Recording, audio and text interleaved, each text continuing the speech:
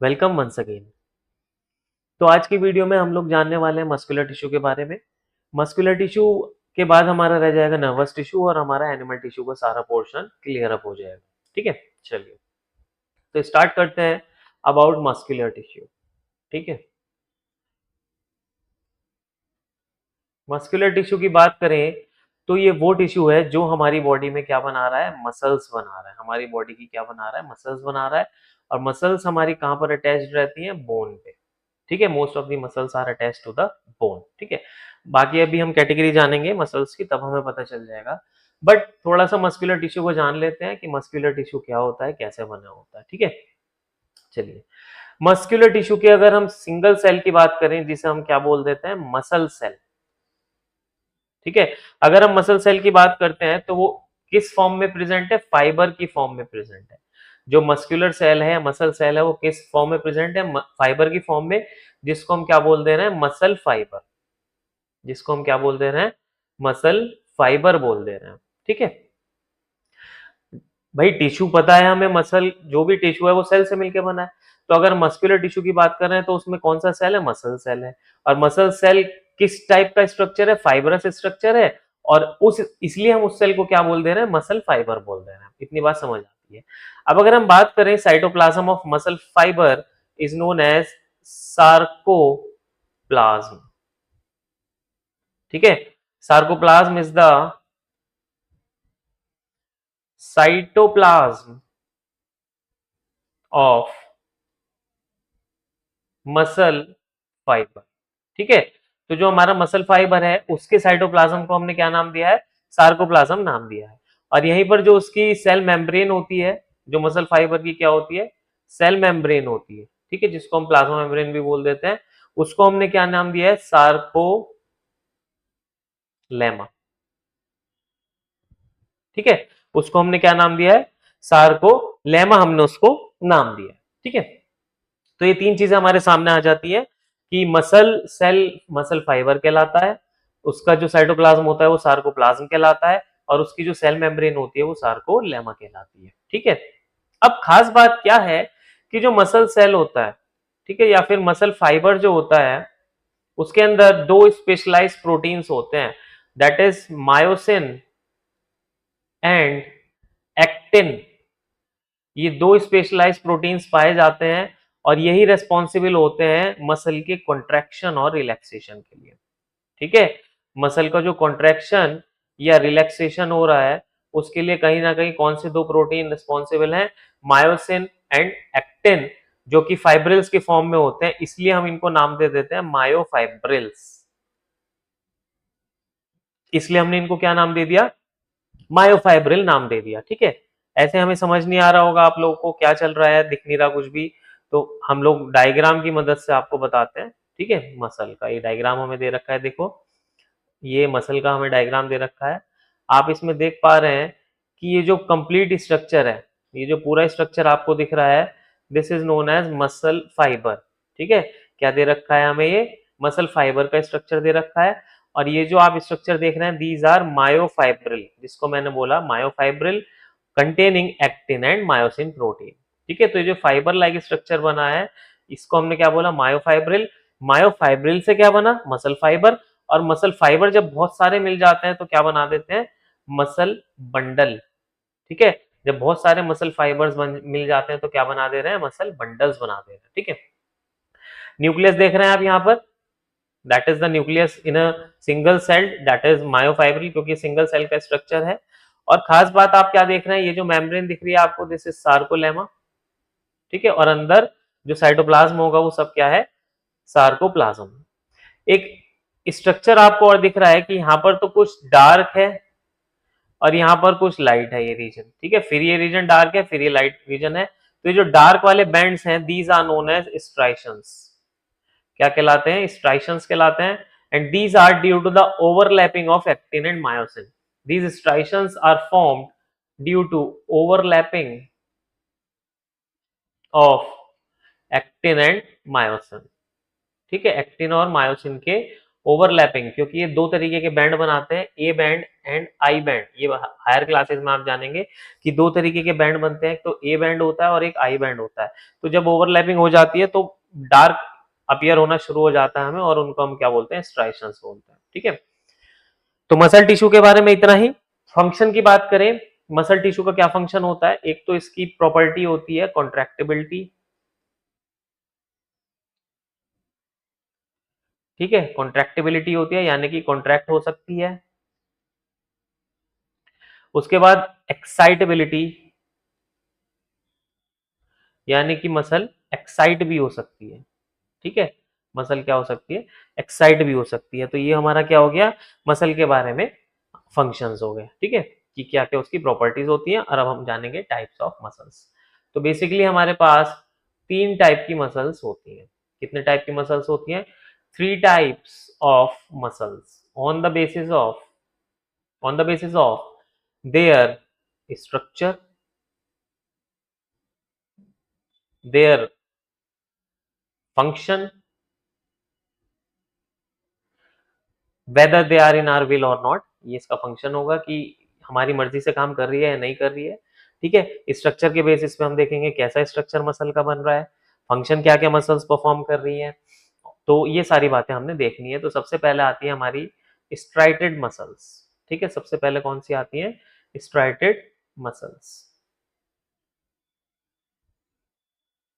also known as voluntary muscles,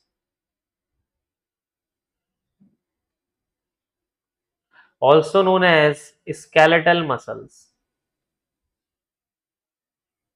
ये तीनों नाम से इसको जाना जा रहा है। बताऊंगा तीनों नाम से क्यों जाना जा रहा है। सबसे पहले बात करते हैं स्ट्राइटेड मसल्स, यानी कि इसको स्ट्राइटेड क्यों बोला जा रहा है। तो डायग्राम आप देख सकते हैं स्ट्राइटेड मसल का, हमने यहाँ पर दिखा दिया है स्ट्राइटेड मसल को। ठीक है, ये देखेंगे, ये वाला डायग्राम देखेंगे, फिर एक और डायग्राम देखेंगे।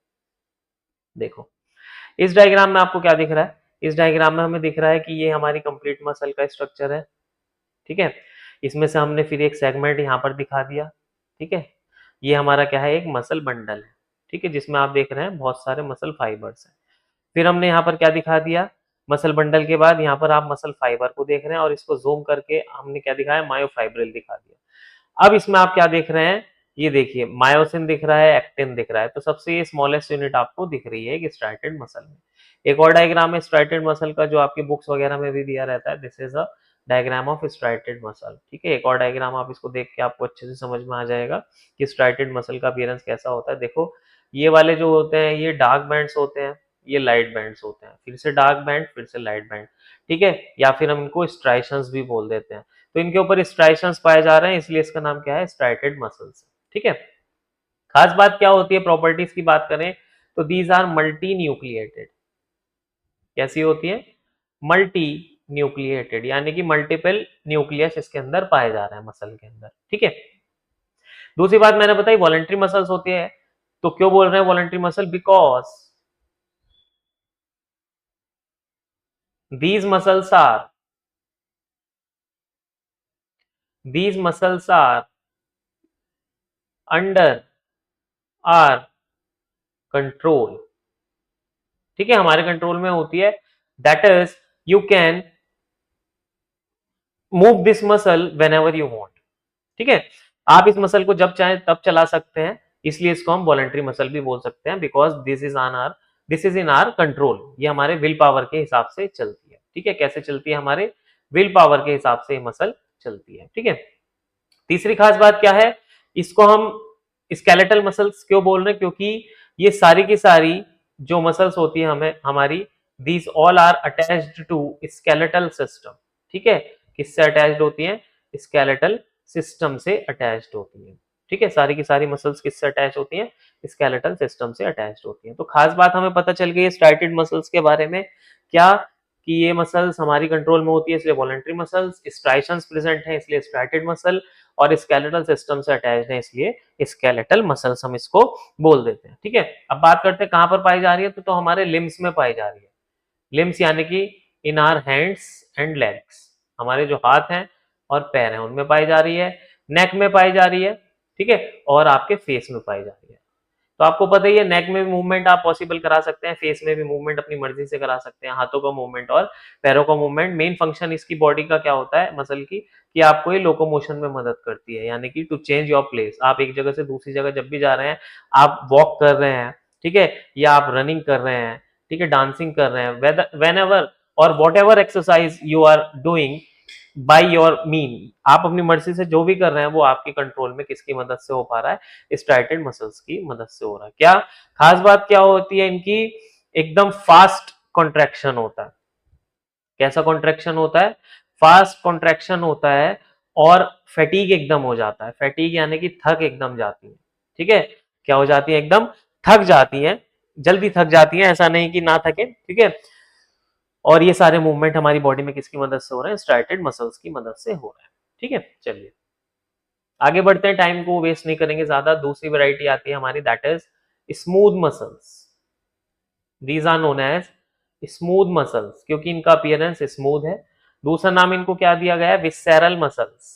क्या दिया गया है, विसेरल मसल्स। क्यों, क्योंकि हमारे इंटरनल ऑर्गन्स में पाई जा रही है, इसलिए विसेरल मसल्स, या फिर involuntary muscles.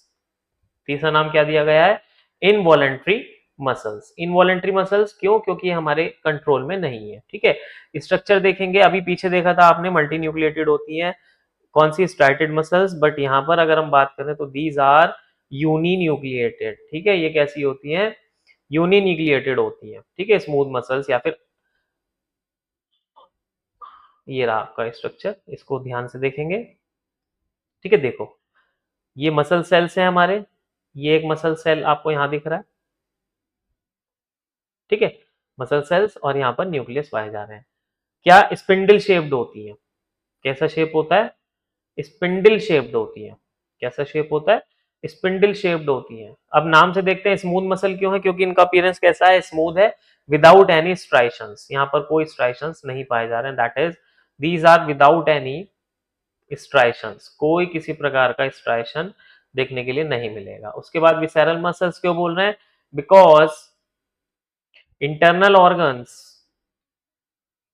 Organs are lined by these muscles, sheet वगैरह की फॉर्म में प्रेजेंट होती है, ठीक है, शीट की फॉर्म में, जैसे शीट बना लेते हैं, ठीक है। तो ये मसल्स हमारी लाइन करती है। और इनवॉलेंट्री मसल्स क्यों बोल रहे हैं, because these are not under our control, हमारे कंट्रोल में नहीं है, ठीक है, हमारे कंट्रोल में नहीं है, नॉट अंडर आर कंट्रोल, ठीक है। तो इसलिए इसको हमने इनवॉलेंट्री मसल भी बोल दिया है, ठीक है। विसेरल क्यों बोला, क्योंकि इंटरनल ऑर्गन्स में पाई जा रही है। फीचर्स क्या है, यूनी न्यूक्लिएटेड होती है, और खास बात कहां पर पाई जा रही है, जैसे एलिमेंट्री कैनाल, जो हमारी एलिमेंट्री कैनाल है वहां पर पाई जा रही है, जितनी बॉडी में स्फिंक्चर वगैरह होते हैं वहां पर पाई जा रही है, ठीक है। अब इसकी खास बात क्या होती है कि ये स्लोली कॉन्ट्रैक्ट होती है। कैसे कॉन्ट्रैक्ट होती है, स्लोली कॉन्ट्रैक्ट होती है, और लंबे समय के लिए कॉन्ट्रैक्ट रह सकती है, ठीक है, लंबे समय के लिए कॉन्ट्रैक्ट रह सकती है, विदाउट गेटिंग फैटीग, जल्दी फैटीग भी नहीं होगी, ठीक है, विदाउट गेटिंग फैटीग, जल्दी थकेगी भी नहीं ये मसल, ठीक है। फॉर एग्जाम्पल हमारी बॉडी में जो पेरिस्टाल्टिक मूवमेंट होता है, ठीक है, पेरिस्टाल्टिक मूवमेंट यानी कि फूड का मूवमेंट जो हो रहा है ईसोफेगस में, वो इसी मसल्स की वजह से हो रहा है। या फिर ईसोफेगस जो स्टमक से जो आपका ईसोफेगस में से जो स्टमक में फूड जा रहा है, ईसोफेगस से स्टमक में फूड जो जा रहा है, कि स्फिंक्चर मसल वहां पर प्रेजेंट होती है, वो भी हमारी किसकी बनी होती है, स्मूथ मसल फाइबर्स की बनी होती है, ठीक है। चलिए लास्ट मसल आती है हमारी, that is cardiac muscle. Cardiac muscles, cardiac muscles की खास बात क्या होती है, दे फॉर्म हर्ट। जितना भी हमारा हार्ट का स्ट्रक्चर है वो सारा का सारा किससे बना हुआ है, कार्डियक मसल्स से बना हुआ है। खास बात क्या देखने के लिए मिलती है, इसमें ब्रांचिंग देखने के लिए मिलती है, ठीक है। तीसरी बात स्ट्राइशंस देखने के लिए मिलते हैं, स्ट्राइशंस देखने के लिए मिलते हैं, बट एक्सेप्शनल केस क्या है, दीज आर इनवॉलेंट्री, यानी कि हमारे कंट्रोल में नहीं है। आप अपनी मर्जी से थोड़ी हार्ट को बीट करा सकते हैं, ठीक है। तो इसलिए हम इसको क्या बोल देते हैं, इसलिए हमने इसको क्या बोला कि इनवॉलेंट्री मसल की तरह भी काम कर रही है, क्योंकि हमारे कंट्रोल में नहीं है, ठीक है। खास बात क्या है, नॉट गेट फटीग, थकान बिल्कुल नहीं होती है, लाइफ टाइम वर्क करती रहती है, लगातार आपके हार्ट को बीट करा देती है। जहां जहां इसने वर्क करना बंद किया वहीं आपकी बॉडी भी डाई हो जाती है, यानी कि वर्क करना बंद कर देती है। तो these are the important thing about the these muscles. तो इसका स्ट्रक्चर हम देख लेंगे। कार्डियक मसल में आपको यहाँ पर एक चीज देखने के लिए मिलेगी, वही बताता हूँ। देखो, कार्डियक मसल में ये जो स्ट्रक्चर्स आपको दिख रहे हैं, ये तो न्यूक्लियस हो गया आपका, ठीक है। उसके बाद स्ट्राइशंस देखने के लिए मिल रहे हैं। यहाँ पर जो मायोफाइब्रिल्स होते हैं वो एक दूसरे से अटैच्ड होते हैं with the overlapping of intercalated disc. यहाँ पर स्पेशल स्ट्रक्चर्स पाए जाते हैं जिनको इंटरकैलेटेड डिस्क भी बोलते हैं। जैसे यहाँ से यहाँ का रीजन है, तो यहाँ पर एक ये इसमें दिखा नहीं रखा है डायग्राम में, तो ये स्पेशल रीजन्स क्या कहलाते हैं, इंटरकैलेटेड डिस्क कहलाते हैं, ठीक है। तो ये हमारा पोर्शन खत्म हो जाता है मसल्स के बारे में। तो आप इसको देखिए और एक बार फिर से रिमाइंड अप करा देता हूँ, ठीक है। ये हमने मस्कुलर टिश्यू के बारे में जाना, उसके बाद हमने मसल फाइबर के, मसल का स्ट्रक्चर कैसा होता है, फिर हमने 3 टाइप की मसल पढ़ी, स्ट्राइटेड मसल्स, उसके बाद उसकी प्रॉपर्टीज, फिर स्मूथ मसल्स उसकी प्रॉपर्टीज, और फाइनली हमने क्या पढ़ा, कार्डियक मसल्स पढ़ी और उनकी प्रॉपर्टीज पढ़ी। तो आप वीडियो को ज्यादा से ज्यादा देखिए, ठीक है। Thank you for watching.